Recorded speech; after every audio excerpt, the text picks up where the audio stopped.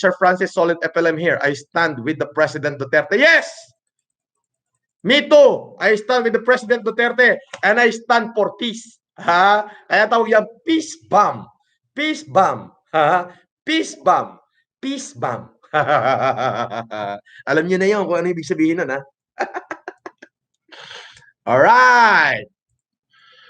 Alam niyo po, mga kababayan, kung halimbawang dumating yung panahon na kung ako lang ang may hawak ng kayamanan ng Pilipinas, ibigay ko lahat sa inyo. Inyo na. Kung lahat ng kayamanan sa mundo, let's say, kayamanan ni Bill Gates, kayamanan ni Rockefeller, nasa akin, wow! Ibibigay ko lahat sa inyo.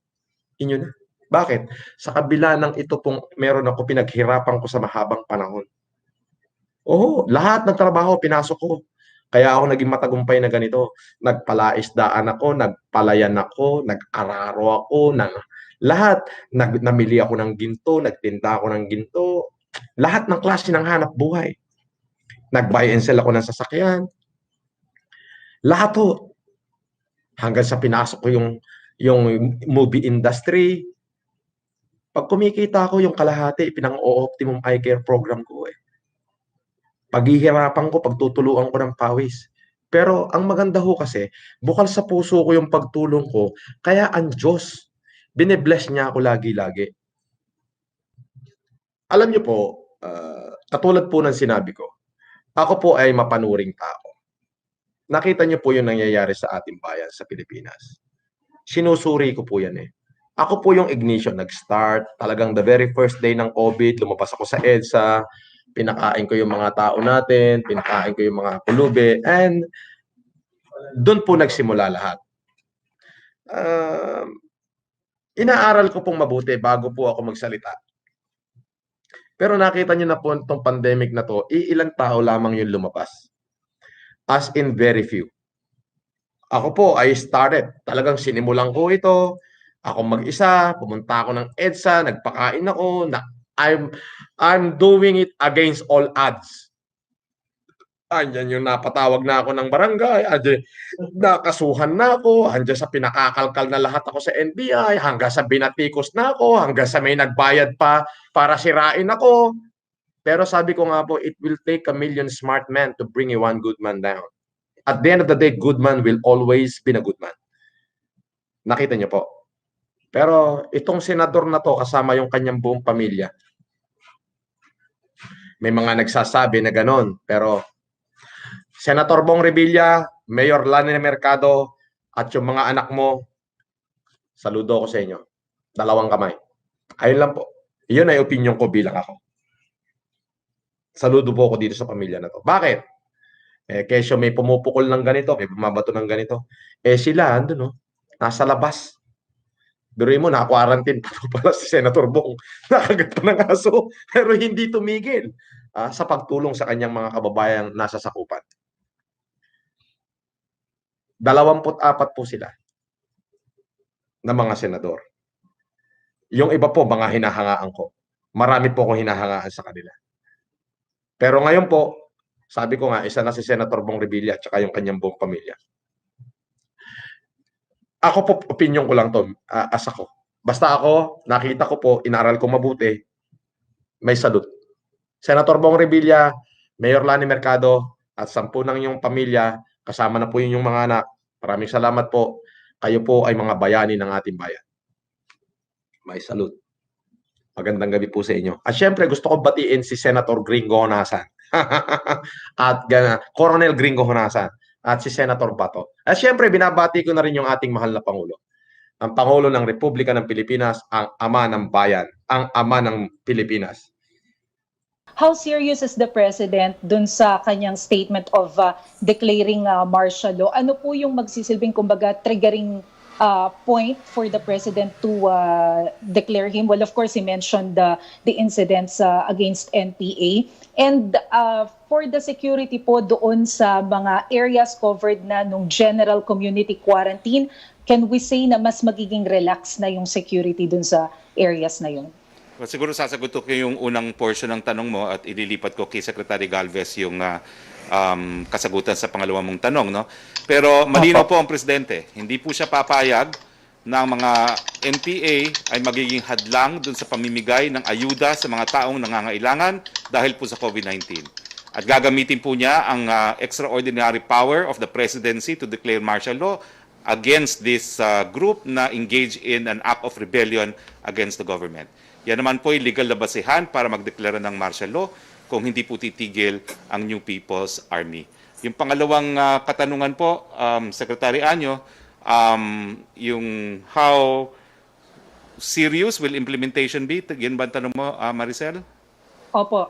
Paano po yung magiging implementation natin ng security dun sa mga may under general community quarantine? Mas magiging relax po ba siya? Hindi naman siguro magiging relax, no? Kasi kailangan pa rin bantayan natin na ito ay naisasaktuparan na according doon sa guidelines natin ng GCQ. Ang pagkakaiba naman talaga dito sa GCQ at saka sa ECQ, talaga sa ECQ ay unang-una, limited lang talaga yung pwedeng lumabas ng bahay, yun lang may mga exemption, at yung mga trabaho ay na-stop. Dito naman sa GCQ, babantayan pa rin natin yung mga borders dyan kasi hindi naman po pwede na maglabas-pasok yung mga tao dyan. Remember, sa unang GCQ natin, kahit na yung mga workers na nako-cross ng boundary ay chine-check natin para sigurado, unang-una, ay wala silang symptoms at pangalawa, ay hindi rin magawa yung mga unnecessary na biyahe ng tao na hindi naman kailangan pumunta sa ganitong lugar. Now, anong magiging batayan kung bakit magdideclare ng martial law? Kapag nagkaroon ng massive public disorder at kung meron talagang grupo na magte-take advantage, no, katulad ng CPP-NPA, no, nakita nila itong crisis na to ay isang pagkakataon para siraan ng gobyerno at ipagpatuloy yung kanilang revolusyon, yan ay isang kapangyarihan ng Pangulo na pwede niyang gamitin kapag kailangan at nasa panganib ang buhay ng publiko. Sabi nga, if public safety is so required, no? So, meron tayong mga panuntunan na susundin kung kinakailangan talagang dumating sa ganung mga extreme measures. Sa ngayon naman ay kontrolado natin ang mga sitwasyon buo dito sa ECQ at pati doon sa mga lugar na later on ay mapupunta na sa GCQ. Okay, maraming salamat, Maricel. Okay. Maraming salamat po, Sir. Yusek Rocky. Opo, Secretary, update daw po about the disbursement of funds of different agencies. There are reports being released as agencies distributed assistance in the same breath. Many are complaining not to have received any. How sure are we that the funds being released are not following the road of Yolanda?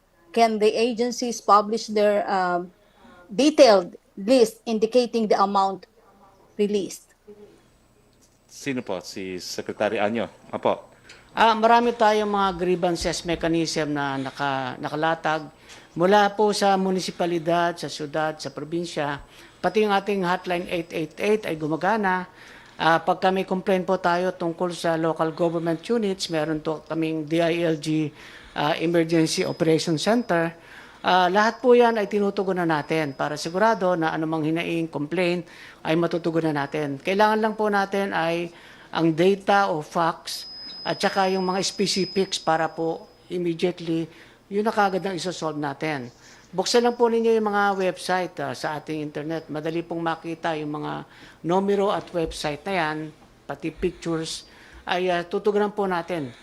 Importante na ang lahat ng complaint, hinaing na ating mga kababayan ay matugunan sa lalong madaling panahon, lalo na sa krisis na ito, para siguradong hindi na ma-aggravate pa yung kalagayan ng ating mga kababayan.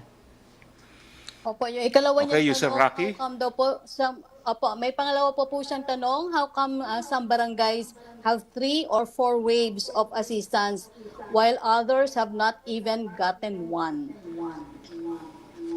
Well, sabi nga natin, no, nasa LGU na yung mga pera at ngayon ay tinutulak natin sila na mai-comply na at maipamagay yung pera.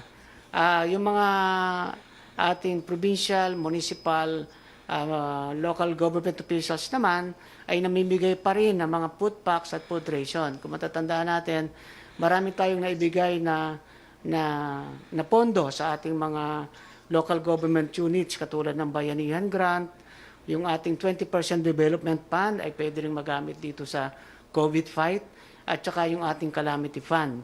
Kung meron mang, sabi ko, kung meron tayong complaint ay ibigay sa atin kagad, at mag-umasa naman kayo na talagang pinupukpok natin mga LGUs. At alalahan din naman natin, napakaraming trabaho ng ating LGUs. Sila rin ay isa sa ating tinatawag ng mga frontliners na nangunguna sa laban na to. Maaaring siguro sa sobrang busy ay nagkapatong-patong, pero para sa atin ay hindi yan dahilan. Kailangan talagang maibigay ang serbisyo sa ating mga kababayan.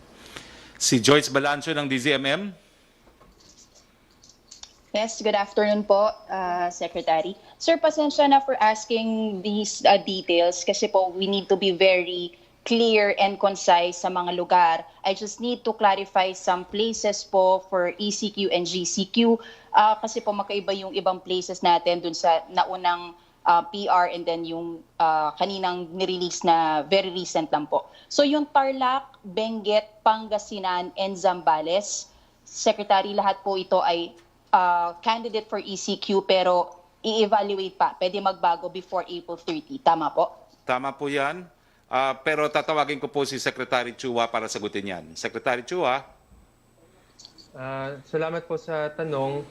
Yung tanong mo maganda at dahil yung datos kasi gumaganda araw-araw, posible kasi na baka pagpalapit na yung April 30, hindi na po sila under the red category. Baka pwede na po sila maging orange. Ang ibig sabihin kasi nito ay dapat sigurado tayo. Huwag tayo magdedesisyon na hindi po tayo sigurado. Pero ayon sa datos kasi, gumaganda ang mga probinsyang ito, yung mga naka-asterisk na nakita nyo, Benguet, Pangasinan, Tarlac at Zambales. So kung gumanda po sila sa susunod na araw, baka pwede po silang ilipat sa GCQ. Pero kung hindi po nagbago, ay dapat para safe, para sa lahat, ECQ muna. Anyway, alam naman natin ngayon na gumaganda naman ang takbo ng kanilang kalagayan. Sec, siguro in the same line, ano ibig sabihin ng to recheck? Kasi ang Antique, Iloilo, Cebu at Cebu City ay to recheck. Ganito po, yung aming data kasi ay galing sa DOH as of 2 days ago. Meron po kaming nabalitaan kagabi at itong umaga na yung galing po sa LGU na latest ay maganda na rin. So dapat i-check lang natin para sigurado. Kasi hindi po kami magre-recommenda ng isang action na hindi po base sa data. So yan po ang ibig sabihin yan. Well, dahil nailabas na ni Joyce, yung sa sa Aklan at Capiz, moderate, pero bakit po naka-red sila? Magandang tanong yan. Ang ginawa po namin sa Visayas, ayon sa recommendation ng IATF, is to consider the entire island. Kasi pwede pong mas maayos sa Aklan at Capiz, pero yung karatig probinsya, Antique, Iloilo, ay medyo mas mataas yung cases. So, hindi po madaling i-control yan. Kaya ang sa Visayas, ginagawa po natin by island para siguradong ligtas. Anyway po, kung na-recheck na natin ang Antique at Iloilo at ayon sa latest data ay orange sila, yung buong panay pwede na rin i-GCQ. Pero gaya po ng sinabi ko, kami ay magdesisyon base lamang sa data. At kung maganda na po yung data ayon sa latest, pwede pong i-revise yan. Joyce? Sir, last na lang on Mindanao po sa areas na tanong ko. Davao del Norte and Davao City, for extension po ito ng ECQ and Davao de Oro lang po ang subject for rechecking. Tama po ba? Yan po ang recommendation ng IATF. Na-approve po ni President Duterte? Yes po. Okay po. Dun sa budget po, Secretary Roque, this is for you because you mentioned earlier in an earlier interview na hihingi po ng supplemental budget ang Pangulo sa Kongreso once nag-resume na ang kanilang session. May 4 po ang opening ng session ng Congress. By that time, we are already implementing the extension of the ECQ. Makahabol pa po ba yung supplemental budget just in time when we need it? Well, kampante naman po kami dahil sa napatunayan ng kooperasyon ng ating Kongreso na kung anong kinakailangan natin para labanan ng COVID-19, ibibigay naman po ng Kongreso. Lalong-lalo na babalik na naman sila sa session. Ang balita ko po, dahil nasa ECQ pata ang Metro Manila, kung nasaan ang Kongreso, magkakaroon po sila uli ng virtual session sa mababang kapulungan. How about other sources of fund po? Are we looking at realigning confidential funds or intelligence funds na hawak po ng Office of the President to be used for the COVID response? Ito po kasi ang problema at ito yung sinasabi ng Presidente, no? At nagagalit nga siya dun sa isang kritiko na ang laki daw ng intelligence funds. Pero ang katunayan po niyan, maski may budget for intelligence funds, wala namang koleksyon. Yung budget natin ay para sa taong 2020. Marso pa lang, nagkaroon na tayo ng COVID ECQ, no? At napakalaki na nung ating shortfall sa ating koleksyon sa buwis. Saan ba ho tayo kumukuha ng pondo para pondohan ng pangtao ng budget? Sa buwis, sa customs at ibang kita na galing sa mga GOCC at iba pang kita ng gobyerno. No? So bagamat mayroong budget na malaki siguro na nakasulat dyan for intelligence funds, ang punto nga nasa ng pera para gastusin. Kaya nga po yung sinasabing intelligence funds, hindi po yan magagamit kung wala rin pera ang kaban ng bayan. No? So yan lang po ang paglilinaw. Kaya nga po ang nasabi kahapon, no, ni Secretary Dominguez, meron pa naman tayong sapat na pera sa ngayon, no? Pero kinakailangan talaga magkaroon ng forward planning dahil hindi natin alam kung hanggang kailan itong problema ng COVID-19. Hanggang walang bakuna, hanggang walang sakit, may problema pa rin tayo at kinakailangan paghandaan. How about po yung pondo natin for build? Kasi di ba po sa general community quarantine, allowed na po yung some infrastructure projects. So hindi po ba gagalawin ang build funds for COVID response? Well, sa ngayon po, yung build funds natin, kinakailangan magastos pa rin po yan sa build dahil kahit anong mangyari, kinakailangan i-stimulate natin yung economy. No? Ito yung isang pamamaraan para mabalik ang buhay sa ating ekonomiya. No? Pero ganun pa man, no? Depende nga kung anong mangyayari dito sa COVID-19, kung gano'ng katagal ang bakuna ang darating at ang gamot na darating, kung gano'ng karami magkakasakit. Sabi naman ng Presidente, as we go through this COVID-19 crisis, we will be flexible. No? Kung kinakailangan itigil ang ilang infrastructure projects para ibigay na ayuda sa taong bayan, gagawin po niya yan. Okay po. Last na lang po from me kasi may mga areas po tayo na from enhanced community quarantine magiging general community quarantine. How are we preparing for yung sinasabi nga nilang second wave? Can I refer the question to Secretary Galvez, please? Nakita natin marami tayong experience sa second wave. Nakita natin noong dati maganda ang response ng Singapore and other countries. At yun nga, nagkaroon po ng tinatawag nating relapse. Ang ano natin po, yung sinasabi po ng WHO, dapat kung mayroon man tayong lifting from ECQ to GCQ, kailangan incremental, kailangan phased at saka yung tinatawag na gradual. So, ibig sabihin, yung mapapasa GCQ, kailangan mataas pa rin ang surveillance natin sa gagawin para at least magkaroon po tayo ng tinatawag na laging nandun po ang vigilance. And then, ang ano po natin, doon sa mag-GCQ, dapat i-implement po natin yung minimum health standard. Meaning, ayusin na po natin yung mga LGU sa regional at saka sa provincial, ayusin na po natin ang ating healthcare, ayusin na po natin ang mga ating testing capability, ayusin na rin po natin ang ating mga quarantine facilities. Ibig sabihin, dapat hindi po muna tayo mag-relax. Okay, back to Yusek Kraki. Okay, Secretary from Belia Cariaso ng Bandera, yun daw pong panawagan na palayain ang mga matatanda at may sakit na inmates dahil sa dami na po na natatamaan ng COVID-19. Ano daw po ang posisyon ng government dito? Yung mga pagpapalaya po ng mga convicted, no, sentensyadong mga preso, yan po ay governed by law. No? Meron po tayong batas na nagsasabi kung sino ang qualified for probation and parole. Ang pangako po natin, ang pangako po ni Secretary Maynard Guevara, pabibilisin niya po yung proseso nang sa ganun na lahat yung po pwede mag-qualify for probation and parole, mapalaya na nang sa ganun ma-decongest ang ating mga jails dahil nga po dito sa banta ng COVID-19.